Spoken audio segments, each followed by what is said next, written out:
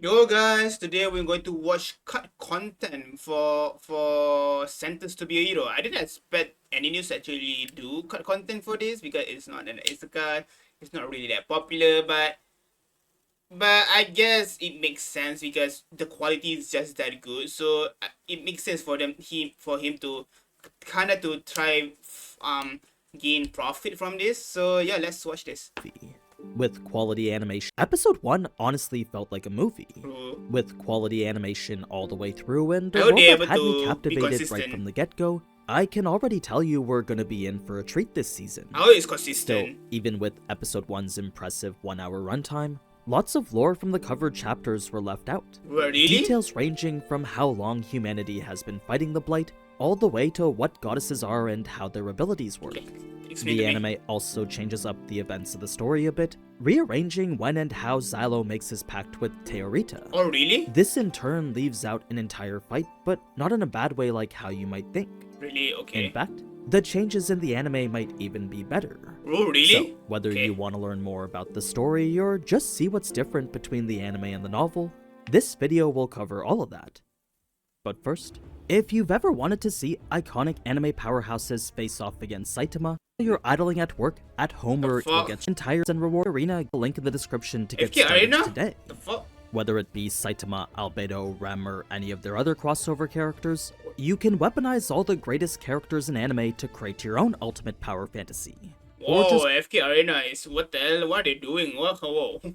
They put so many collabs. the video. It's gonna be a Fortnite. Episode 1, Support Retreat from Convenge Forest, covering the prologue and report of said incident from Volume 1 of the light novel. Light novel, not The manga. prologue is brief yet impactful, starting with what it means to be sentenced as a hero. Yes. We already know it's considered a fate worse than death, but what that initial excerpt doesn't share is that there is a way out. Oh really? As unlikely as it is to achieve, by killing every last demon lord and stopping the spread of the blight, it was possible for a hero to gain amnesty.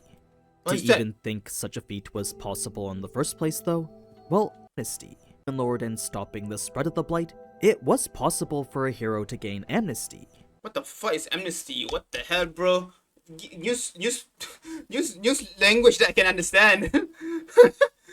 Amnesty. Official pardon. Just say pardon. Oh my god. Like, damn.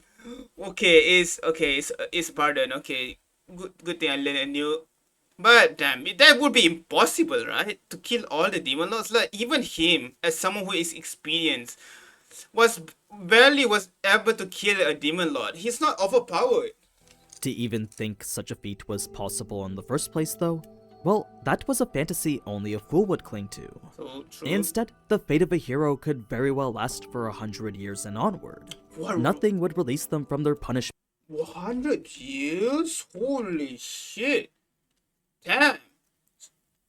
except total victory. Total victory. This brings us now to our first hero, Dota, a criminal First hero. Yeah.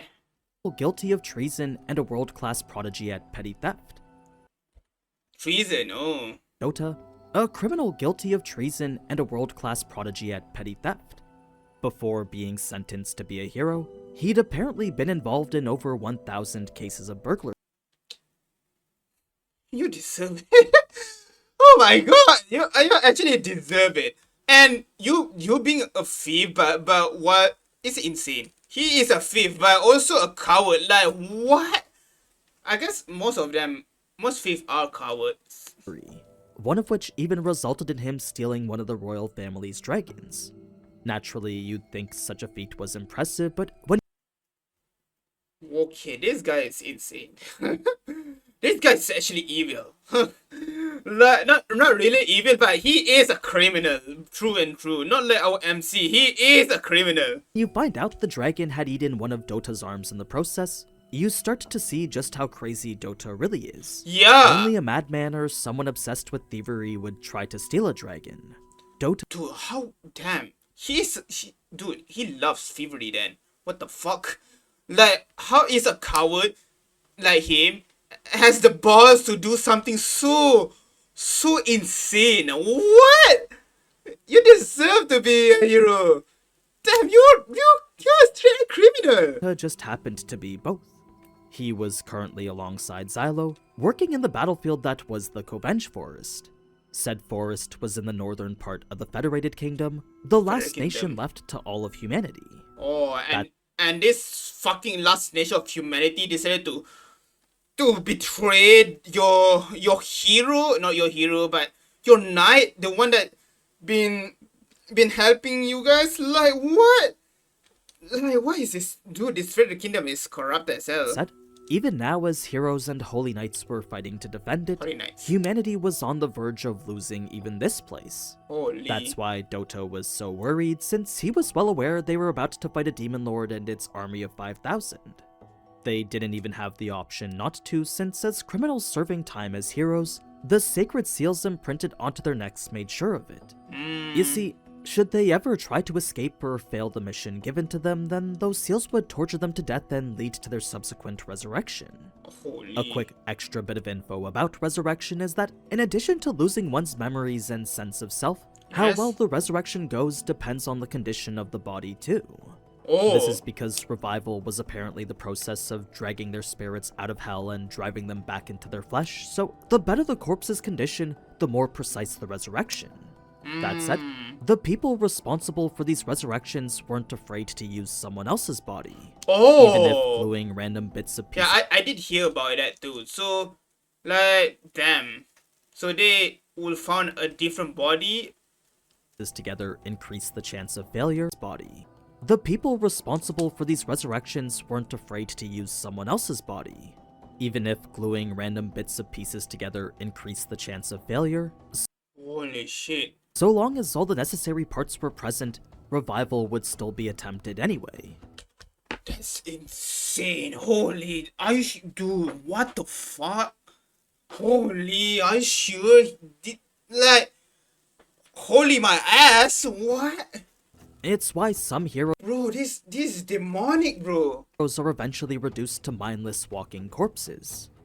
So, regardless of whether your heart stopped or your head was blown off, perpetual resurrection ensured heroes would complete their mission no matter what. Now, we know their mission this time was to support the troops in their retreat, so that was given to Penal Hero Unit 9004 alone. Penal? What? Normally, there would be a lot more heroes within the unit, but with everyone else out for resurrection or busy with another mission, okay. that left only Xylo and Dota. Xylo looks so cool here. Oh my god, this MC looks so cool. They did have their commander Venetim too, but he was for the most part useless. Luckily, this time he had come in handy, since if not for his quick-thinking negotiation skills, the conditions for success would have been defeating the Demon Lord outright. Instead, Venetim had talked it down to simply getting the majority of the Holy Knights to safety. This was only possible due to his past as a con artist and political criminal, so— Con artist, bro!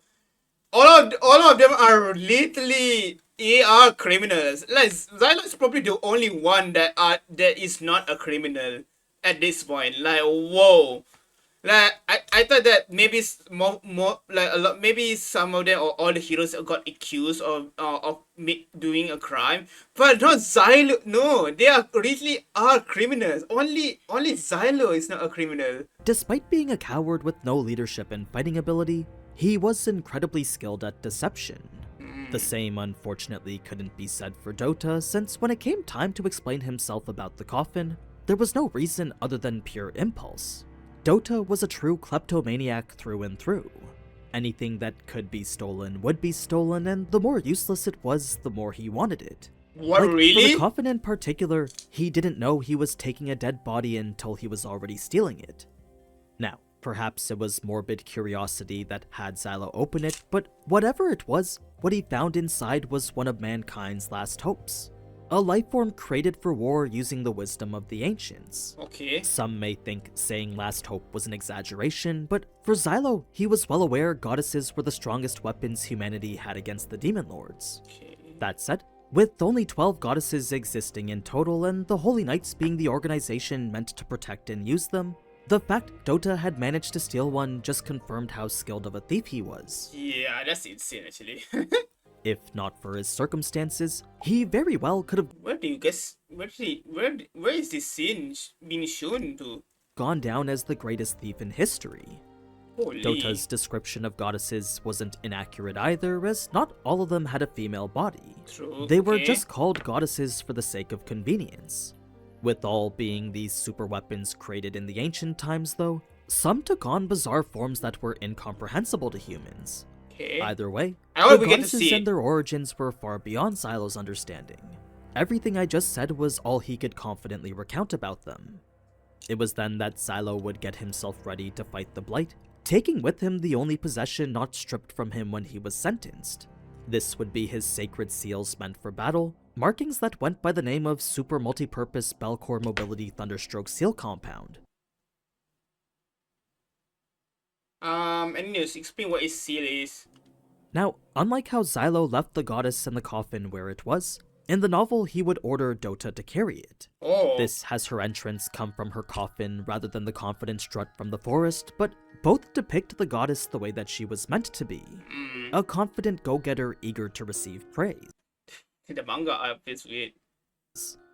Every goddess did have their own unique personality, but what they all had in common was their proud demeanor and a strong desire for approval. They were prideful warriors who sought battle and the commendations to come after it. This one in particular was different though, as just as Xylo noted, she was the never-activated 13th goddess. Now, 13th before we goddess. get to Xylo saving that detachment of holy knights that were getting massacred, there was first a bit of history given about how humanity even ended up here. Yeah. I imagine some of this might be mentioned in a future episode, but just in case it doesn't, you should know the fight between mankind and the Demon Blight has been occurring sporadically. Sporadically. All throughout history, the Demon Blight would come in waves. Oh. Right now, humanity was fighting in what's officially called the Fourth War of Subjugation, an outbreak of Demon Blight that first started 20 years ago.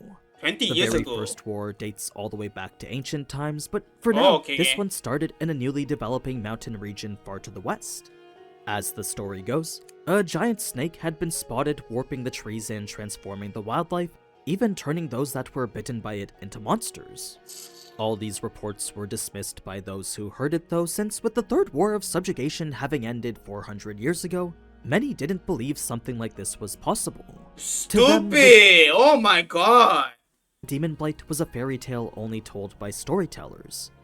This resulted in humanity being late Kinda understandable, to be honest. to react, giving the Holy Knights no time to take action. In the end, they were forced to destroy the entire mountain with a scorched terrain seal.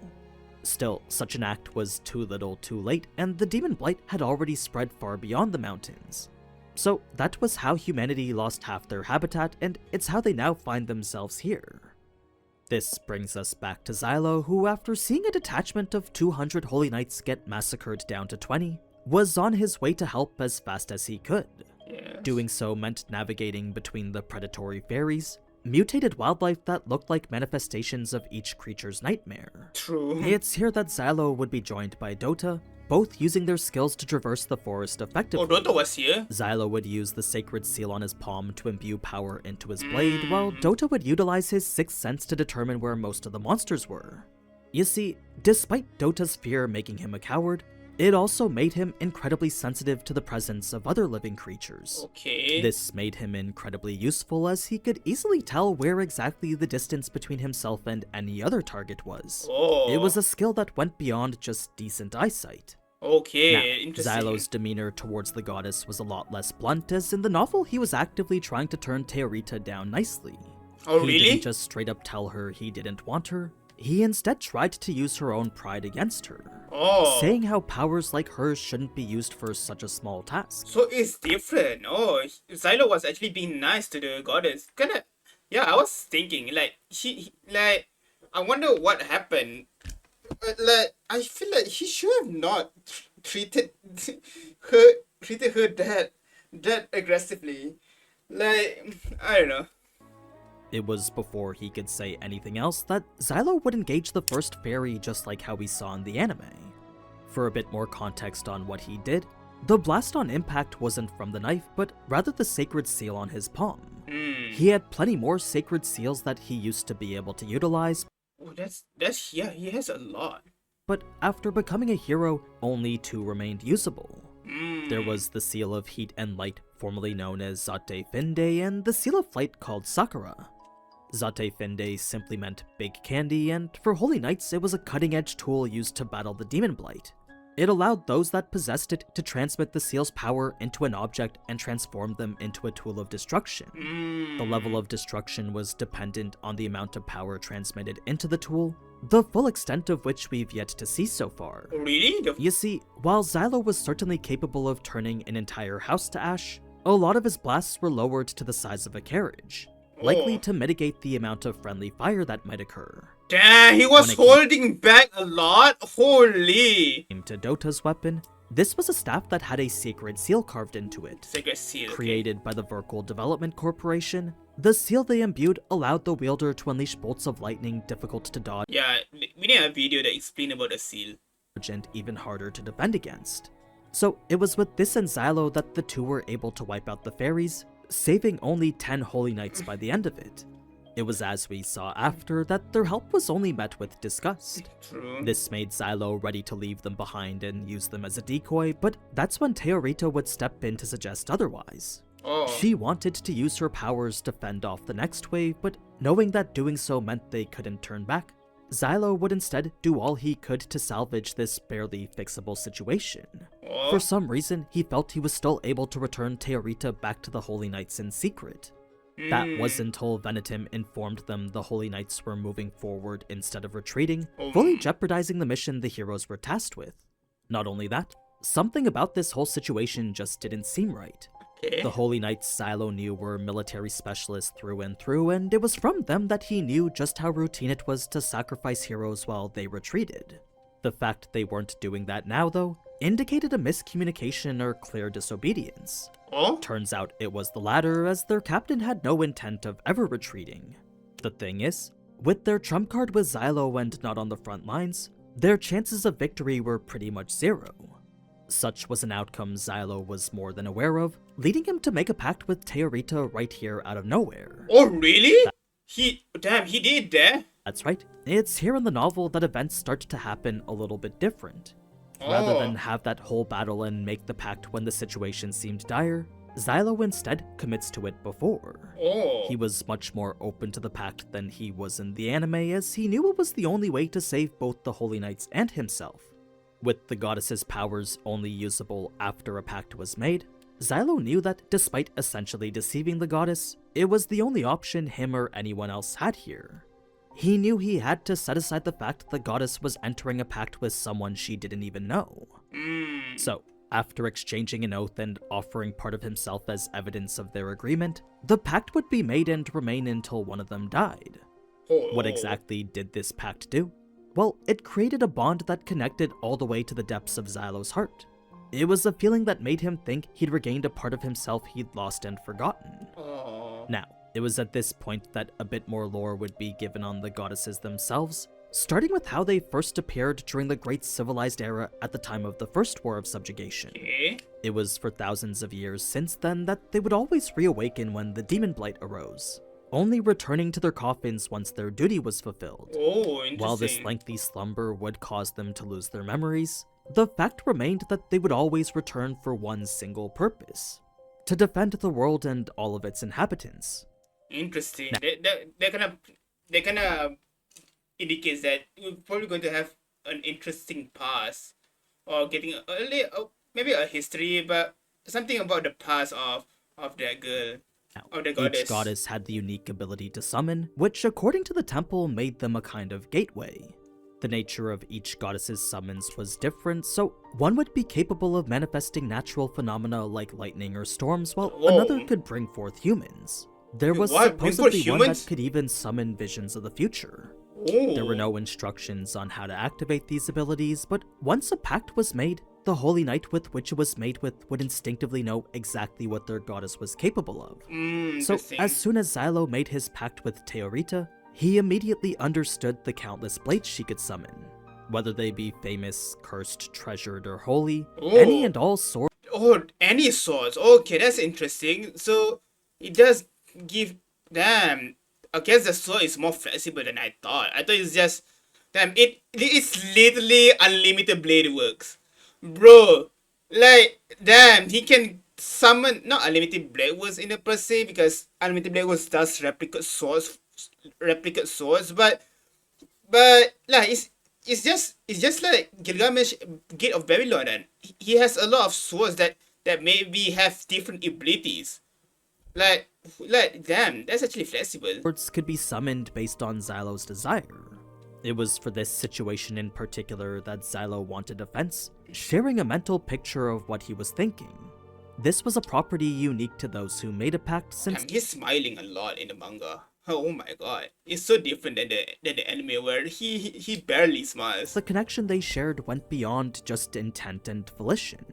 The knowledge they now shared allowed them to instantly know exactly what the other wanted and what their next moves in battle could be. Ooh, that's It was actually... a synchronized partnership that excelled with those well versed in war and military strategy. Ooh. This is what made Goddesses humanity's trump card, and it's the reason Xylo knew that he could win with her. Naturally, the knights who saw this were distraught, as a hero making a pact with a goddess was unthinkable. True. Xylo had no choice though, as the knights around him were far too weak to fight with the goddess. At the very least, if he ended up dying, he'd just be revived. The same couldn't be said for any of the other knights. That's kind of Now, true too. this brings us to an entire fight we didn't get to see in Yeah, I kind of, it does make sense, right? When you really think about it, like doesn't, like, they say that if the hero died, then the goddess will die as well, or stop. Good, I don't know. It's a life pact. So does that mean that if Xylos truly die or someone die, then the goddess will die also? But when the goddess died, he didn't die. So I guess this pact would not be severe unless one of them die, right? I think it's like that. the anime, since before Xylo could make it over to Kivia and her army, he first needed to defeat the second wave of fairies coming for this weakened detachment. Oh, This is why Xylo wanted a fence, as with Teorita's powers he knew she could easily make one. It was when she did that the swords that dropped would also kill half the fairies in the process, instantly making the rest of Xylo's job easier. All he had to do was throw some swords and detonate them beyond the fence. Immediately, the fairies saw that they were outmatched, so in a surprising turn of events, they would actually flee. ooh. Just like that, Xylo had ended the second wave and saved everyone. So easy. I would say Dota helped too, but during the entire fight, he didn't hit anyone. Oh. His excuse was that he didn't like hurting people, but it was a well-known fact that he's killed people on burglaries before. Oh, really? So this was just Dota saying anything he could. As for Jeez, Teorita, it's... more than anything, she wanted praise for a job well done. This was what goddesses valued more than anything else, and humans did well to take advantage of that. Oh. Such intent didn't really matter to the goddess though, as without that praise, they couldn't survive. Yo, really? This brings us back in sync Why? with the anime now, right when Venetim calls to tell them to move to the next battlefield. Aside from all the panic of the mission being at risk of failure, a majority of his words couldn't be trusted. Reason really? being that Venetim spoke lies as naturally as he breathed. Oh. He was a clever con man that used his skills to get on people's favorable side. He had even once convinced the royal family to sell their castle to the circus, but it was in the middle of doing so that he was finally caught. So even if the entire unit was in a dire emergency, if Venetim said he was gonna help, it was 9 times out of 10 an act. Oh. Xylo knew he would just spew lies so as to not get in trouble with the correctional officer overseeing him. Damn, a lot of the scenes are probably from the trailer, right? Fortunately, he was able to provide the main army's location, but not at the ready like a good commander would. So this was the experience that came when dealing with Venetim. It was after that Xylo would send the holy knights he saved back to their camp, just like how we saw in the anime, then Okay. fully commit to taking out the demon lord. The only difference between any of this was the fact that he already had the power of the goddess with him. True. Committing to do so without it would be suicide. Xylo also had the bad habit of hating being underestimated, so if there ever was a situation where someone could look down on him, usually he would do everything in his power to prevent that. It's an additional reason for wanting to prove these holy knights wrong. He wanted Okay. to show them he wasn't what they thought he was. This brings us now to the fight Very with the main human. army, but that's the second half of episode 1 I'll cover in the next video. Oh. I'll be continuing this series every Saturday come episode 2, so be sure to subscribe to catch all of them. And don't forget to leave a like if you Okay, interesting. It's interesting, like, we learn more law, like, bro, there are, like, the fact that the heroes, most of the heroes are really are literally criminals. Like this guy and that guy, bro, they are literally criminals compared to our boy, our man. Like Xylo is not even a criminal. He is a holy knight that got set up. So damn, that's actually insane. Like I thought that the heroes got accused or something, but no, Xylo is the only one that is truly is the a hero that get the accused for a crime that he never did, and he tried to, and yeah, not really, not really a crime, but he was set, he got set up, and it's kind of bullshit for them to set up this person. Like, what's the point of setting up Xylo? Like, you guys haven't even, like, seriously, it's so stupid. They haven't even defeat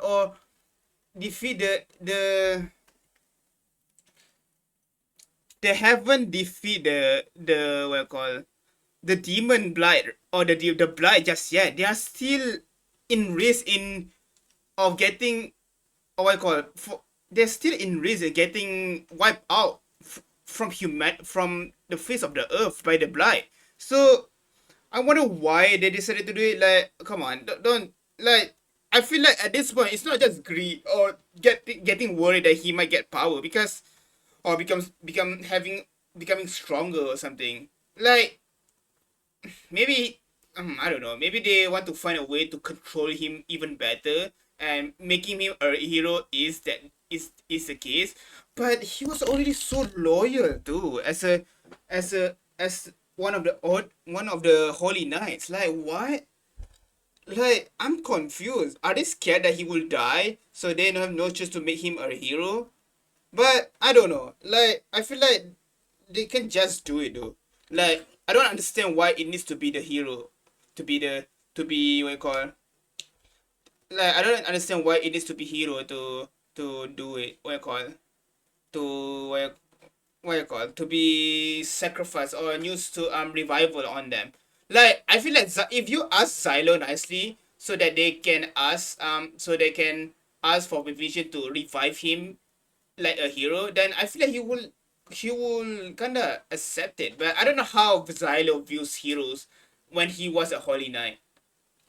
I don't know if he was racist too. But it's understandable why though. Like, bro, they are literally criminals. Like, Xylo is the only one is not a criminal. So it's understandable why they treat heroes badly, if I were to be honest. But first, so I don't understand the motive of making Xylo a hero. Like, I just don't understand. And unless they just like, I feel like they even nerf him with all the seals getting, he like now he all his seals got what you call stolen or got taken away from him. So not only that they nerf him, like like why? I'm so confused why they did this to Xylo, because Xylo was a good puppet, to be honest. Like, he was already a holy knight. So I'm confused. So yeah, not confused, but I'm confused of why they did it. I hope that it's a good reason, because knowing because I feel like this anime is very good, but there's a chance it's not though. So yeah, I think that's all from me. Thank you for watching. Please enjoy, please subscribe, and please share the video to see more content, and please check out and what you call it, please check out AniNews. Like, he does good videos or interesting videos about animes and content. So yeah, I think that's peace out.